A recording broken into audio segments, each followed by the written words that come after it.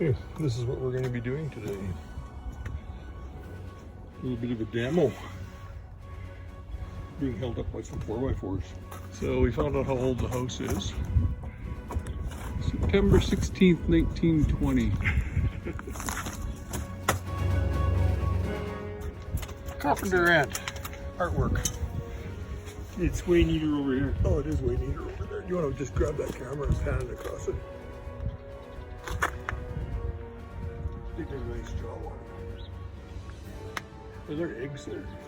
No, there's none left. We would be seeing them. That is too cool.